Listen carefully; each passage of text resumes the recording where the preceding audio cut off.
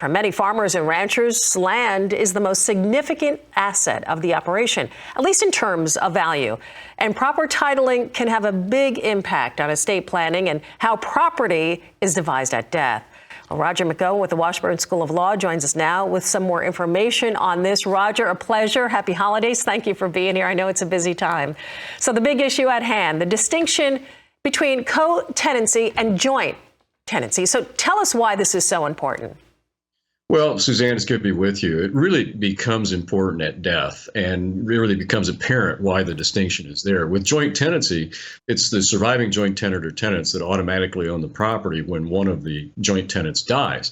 It doesn't matter what the deceased joint tenant's will or trust says.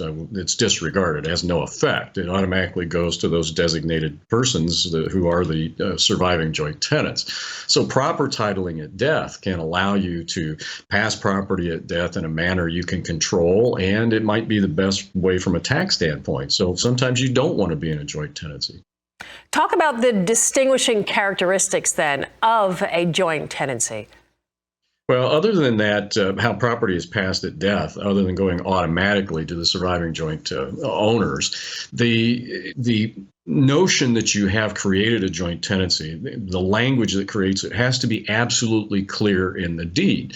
Sometimes we don't want to own farmland in joint tenancy with a spouse for estate planning purposes, and we need to be clear in the deed titling of the property that that's what we want to do. But in other situations, it can be appropriate.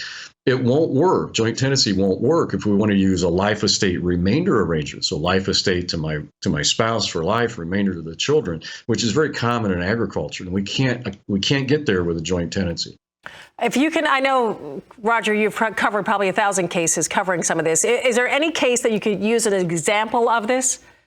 Yeah, there was a recent Texas case, well, recent last 5 years, where the ranch went to 7 children, and they used language in the deed that really was unclear. It said the property was to go to the grantor's successors.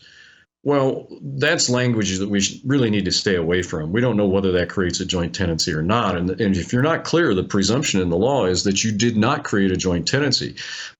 What happened in this instance was a major financial dispute amongst the children and the subsequent heirs over ownership of the oil and gas royalty interests. So it's not just the surface ownership in that situation, but oil and gas interests that created family confusion and angst for decades to come.